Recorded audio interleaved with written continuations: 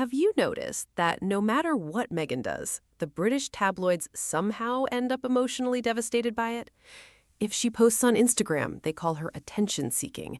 If she stays quiet, suddenly it's mysterious radio silence. At this point, the UK media relationship with Meghan is beginning to look less like journalism and more like a deeply unhealthy situationship. And this week, oh, they were spiraling, fully spiraling, because Meghan did not post anything publicly for Mother's Day. That's it. That's the crisis. The same press that spent years screaming about privacy, overexposure, using the children, and carefully curated branding are now upset because Meghan chose not to upload a photo for public consumption. Somewhere inside the offices of the Daily Express, you just know editors were staring at Instagram, refreshing the page every 30 seconds, like abandoned exes waiting for a text back. Humanity has achieved space travel and artificial intelligence, yet grown adults are writing dramatic think pieces because a mother spent Mother's Day offline with her children instead of performing for strangers on the internet. Remarkable species, honestly. The headline itself was hilarious. Meghan's mysterious radio silence as she fails to mark special occasion. Fails? Fails? She's a mother spending Mother's Day with her family. That is literally the occasion. She did not miss an exam. She did not forget Archie at a gas station. She simply chose not to turn a private family day into public content. And apparently, that decision caused emotional devastation across the British tabloid industry. What really exposes the obsession here is how impossible the standards are for Meghan. Think about it carefully. When she shares anything personal online, the same media screams, "Why are Harry and Meghan exposing the children? Why are they monetizing family life? Why is Meghan desperate for attention?" But the moment she decides to keep something private, suddenly it becomes suspicious silence. Now they're concerned. Now they're confused. Now it's a mystery. So which is it? Should she post or not post? Because the reality is painfully obvious. The problem was never the posting. The problem is Meghan existing peacefully outside the control of the royal press machine. That is what truly irritates them. Meghan living her life without asking permission from palace courtiers and tabloid columnists continues to break certain people's brains in real time. And honestly, the timing makes this even funnier. Just days earlier, there were stories everywhere about Meghan sending thoughtful, as-ever gifts for Mother's Day. Kris Jenner even acknowledged receiving one. So Meghan clearly celebrated the occasion privately and personally. She simply didn't perform motherhood publicly for the Daily Express audience. Imagine being angry that a woman spent time with her children instead of creating content for newspaper engagement metrics. The entitlement is astonishing. The UK tabloids genuinely behave as if they are owed access to Meghan's personal life. That's what makes these stories so revealing. It's not really about Mother's Day. It's about control. They became accustomed to royal women existing as public property. Every outfit, every gesture, every smile, every pregnancy, every child photographed and dissected endlessly for clicks and commentary. Meghan disrupted that system. She stepped away, created boundaries, moved across the ocean, and decided that not every family moment belongs to strangers. And years later, certain tabloids still cannot emotionally process that reality. What kills me is the melodrama of the wording. Radio silence. You'd think Meghan vanished into the Bermuda Triangle. She skipped one Instagram post. Meanwhile, the same newspapers barely notice actual political chaos happening around them because they're too busy monitoring whether Meghan uploaded flowers and pancakes. Priorities, apparently. And let's discuss the deeper irony here. These outlets spend an extraordinary amount of time insisting Meghan is irrelevant. They say nobody cares about her, they claim the public has moved on, yet every tiny action becomes headline news. If Meghan wears beige, it trends. If she launches jam, it trends. If she attends a charity event, it trends. And now even her silence trends.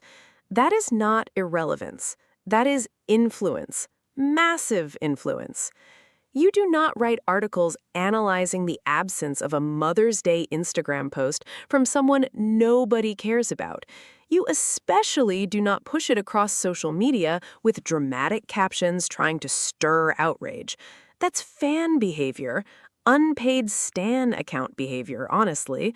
The British tabloids have become Meghan update pages with hostility issues. And you can tell they were ready for outrage no matter what happened.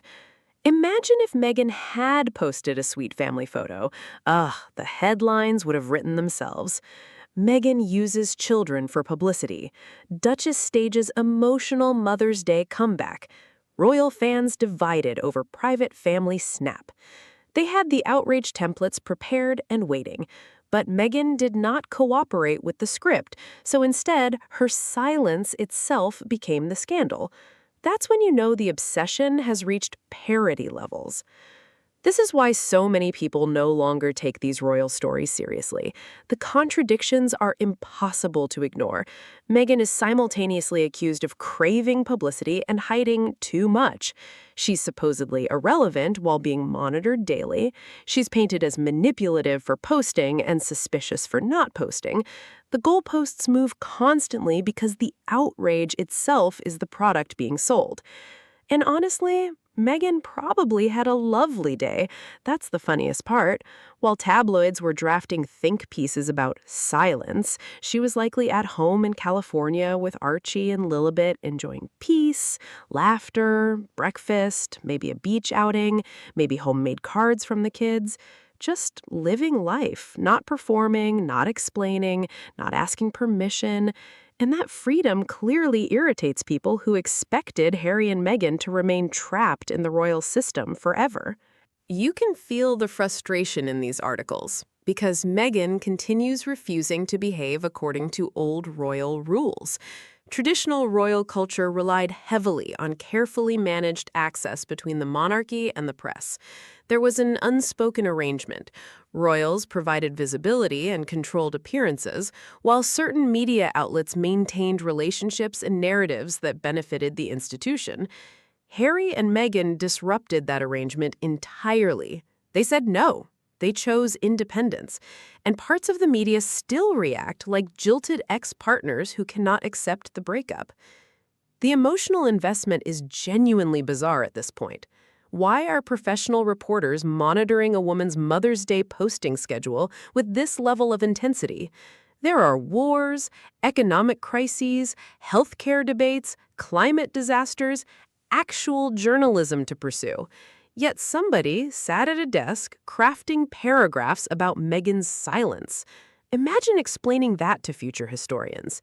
Yes, civilization was collapsing in several ways, but newspapers urgently needed to discuss whether the Duchess of Sussex uploaded a brunch photo.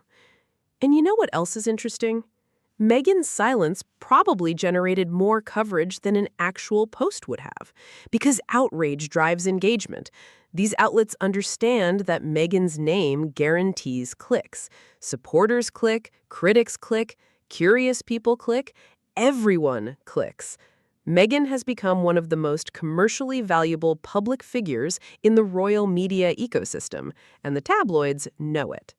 That's why the obsession never stops. Even people who claim to dislike Meghan cannot stop talking about her. They analyze her outfits, her body language, her business ventures, her podcasts, her friendships, her parenting, her facial expressions, her silence. It becomes exhausting just observing it from a distance. And ironically, every article intended to diminish her only reinforces how culturally significant she remains. The funniest thing is that Meghan didn't even have to do anything. She literally won the news cycle by doing absolutely nothing online. That level of power must be deeply frustrating for people determined to portray her as unimportant. And can we talk about the hypocrisy surrounding privacy for a second? When Harry and Meghan ask for privacy, the tabloids mock them. When they protect their children, people complain. But the moment Meghan keeps a family celebration offline, suddenly the media acts personally wounded. It exposes how some people confuse access with entitlement. Being famous does not mean strangers are owed intimate glimpses into every private moment.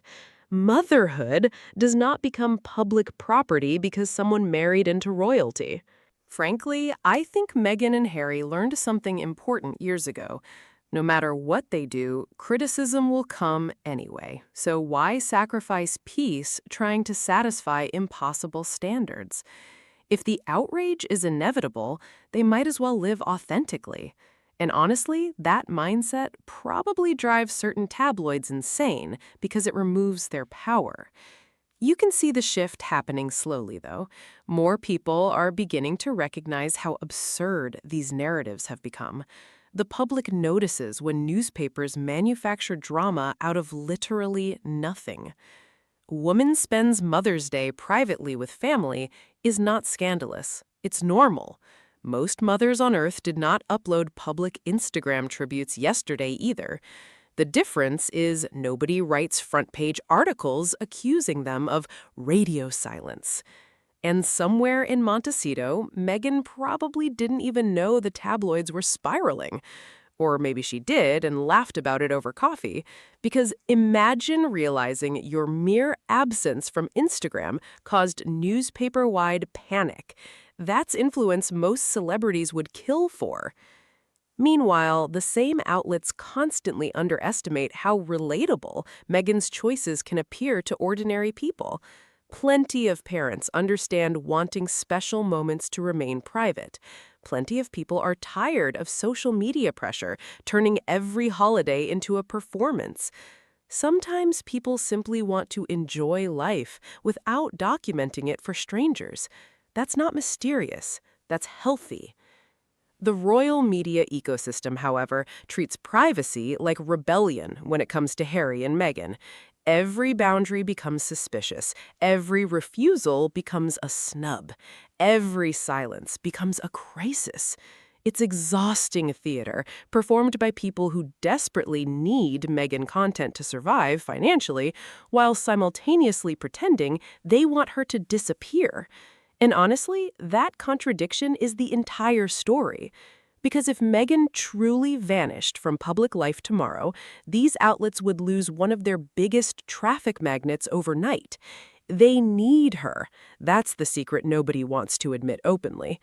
Meghan drives engagement. Meghan sparks conversation. Meghan generates emotion. Whether people love her or criticize her, they pay attention. And media companies are addicted to attention the way toddlers are addicted to sugar.